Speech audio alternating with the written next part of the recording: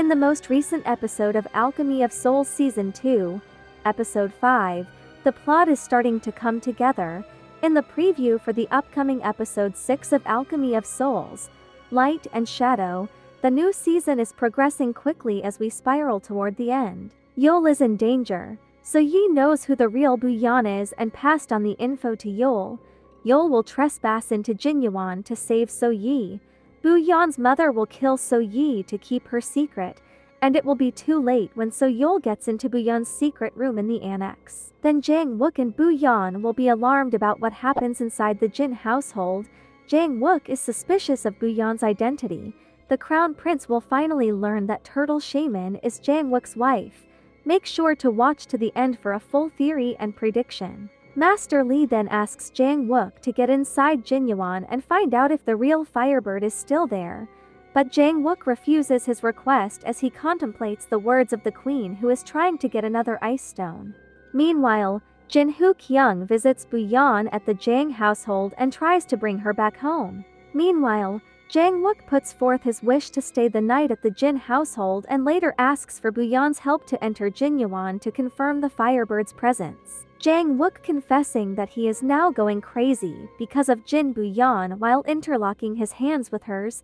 He said this because Bu-yeon admitted that she pictured herself on a tall tree when she was locked up in Jinyuan and hoped for someone to come save her. This confused Jang-wook as he intertwined his fingers with hers, maybe thinking of the time he had intertwined them with Mudok.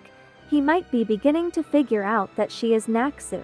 They look at each other deeply. After a while, Jang-wook pulls his wife towards him as he senses someone just entered Jinyuan. Su-yeol reveals that the blood parasites has entered his energy core and can no longer be removed from his body. Also, the parasite is now feeding on his energy, which means that his life expectancy is until his energy lasts in his body. This shocks So-yi as she asks him to go to Jinyuan for help. I know So-yi will be the first to figure out that Bu-yeon is Naksu. She got the most information here. She knows Mudok is Bu-yeon, and Jinmu told her that the current Bu-yeon has a Naksu face.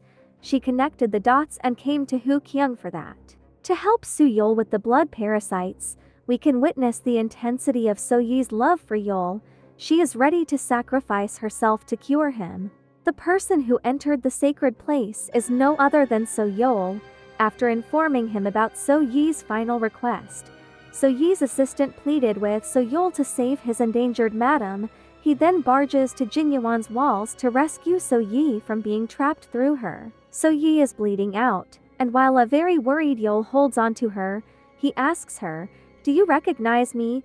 He learns the true identity of Jin Bu-yeon, and he finally realizes that all his pain and regrets derive from the bird whistle he once gave to Naksu. He gets rid of it. Then we see Yeol finally letting go of the bird whistle by burning it with his energy. If you recall, this whistle is very significant between him and Naksu. He said, "All my pain and regrets derive from this." The crown prince asked Bu-yeon a question regarding her husband. He is curious if Jang-wook is still not coming home because of Yeon-uk, whom he refers to as a peacock. He also pointed out that sleeping separately meant the end of their marriage. These assumptions make Bu-yeon feel jealous and worried. As a result, she decides to stay at Jongjinggak, the place where Yeon-uk usually visits. But Jang-wook often asks her to leave. She was hoping she could still snag his heart. We can see a worried Bu-yeon thinking about the crown prince words, and then we see her declaring in front of Jang-wook and Yeon-uk, "I am not going to stay here. I plan to find my own room." Then we see Jang-wook go over to her, take her hand, and draw her to him while staring at her intensely, which surprised Bu-yeon. Then we hear her say, "I hope that makes it easier for you to find me." Jang-wook holds her hand and drags her while gazing into her eyes. Jinmu asks the crown prince to help him get the Firebird from inside Jinyuan. However, this is not an easy task as this could cause the whole of Jinyuan to crumble.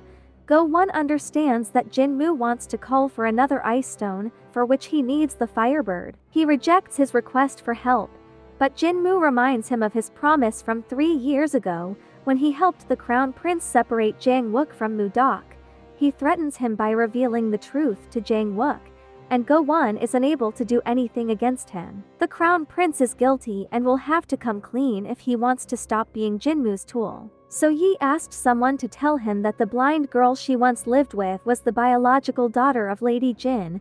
So-yi confirms that Bu-yeon is the blind girl from Sari village. It seems like he already connected the dots about Mudok.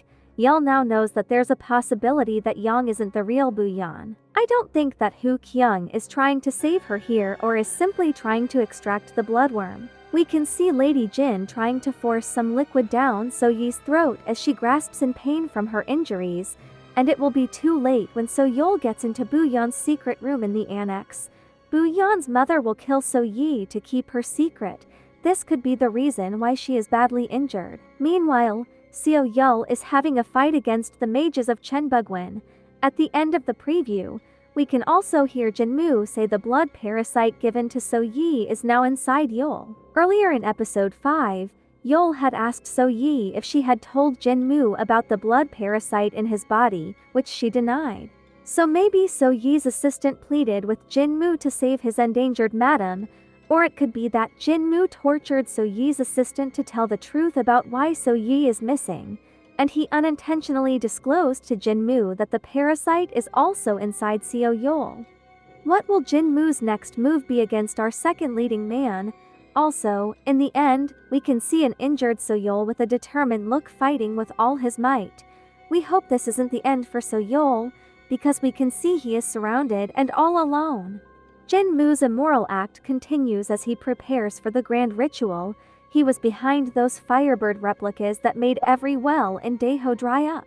If you could remember that the ice stone was unintentionally created after the rain ritual made by the Sul-Ran powerful priestesses, where they summoned rain to fill up the energy of Lake Gongchi in Daeho caused by the drought, now he is looking forward to the creation of another ice stone after the grand ritual. What do you think about this? I look forward to reading your thoughts down below. Let's not forget that this is only a theory and assumption, and we will learn more as the season progresses.